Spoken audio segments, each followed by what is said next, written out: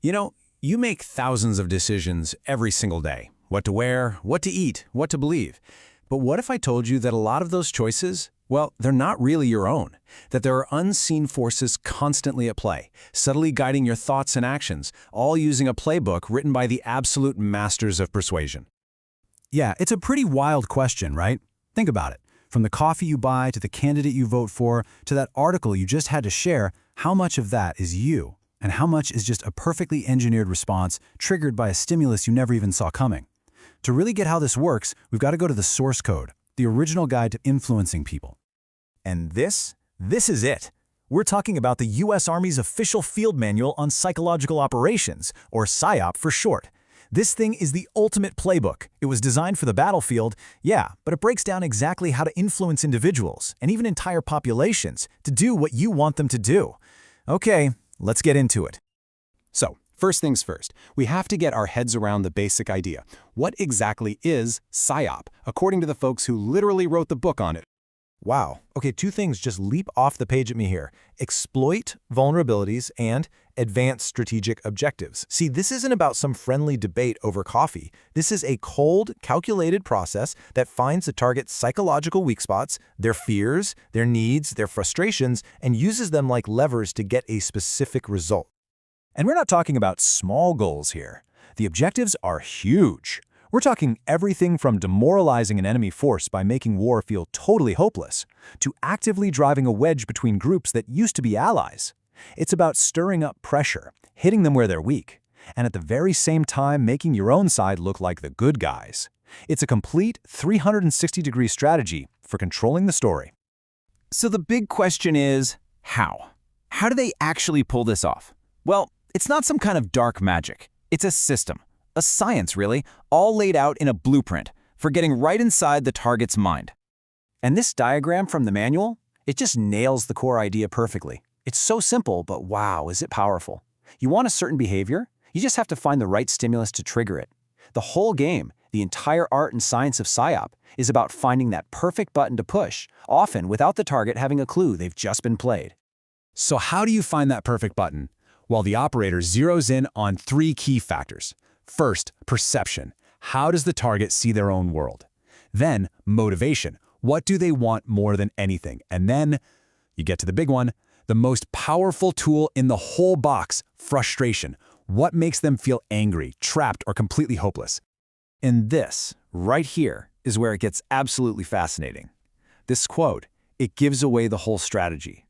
See, it's not about changing the facts on the ground. It's about changing how the target feels about those facts. The real goal is to make their current life seem so awful, so frustrating, so unbearable, that they become desperate for any way out. And right when that frustration hits its peak, guess who shows up with a solution? The PSYOP operator. They hand you the escape hatch. They don't just make you angry and leave you there. They point all that energy toward a new goal they want you to have, like giving up, switching sides, or turning on your leaders. It's brilliant in a way. Create the problem, then sell the solution. Okay, so we've got the psychology down, but how does this stuff actually get from their playbook into people's minds? Let's talk about the actual tools of the trade, the arsenal they use to build a whole campaign.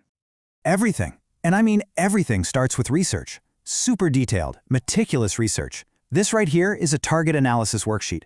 Before they even think about writing a message, they build this insane profile. What's their daily life like? Who do they trust? And the big one, what are their vulnerabilities? And yeah, if you're thinking this looks exactly like a marketing persona that a big company would use, you've hit the nail on the head. It's the same principle.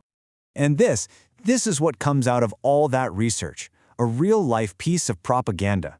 Just look at this thing, that huge, stark word, tyranny, that skeleton on a horse riding over soldiers. This isn't trying to have a logical argument with you. No way.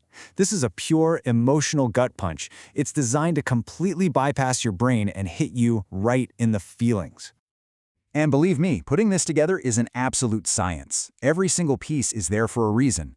The headline is designed to grab you. The text is super simple, hammering home just one single powerful idea.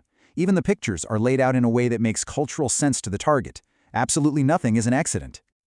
But you know, it's not just about dropping leaflets from a plane. Oh no, the arsenal is way bigger than that. The manual talks about using radio shows, TV programs, even giant loudspeakers on trucks or planes.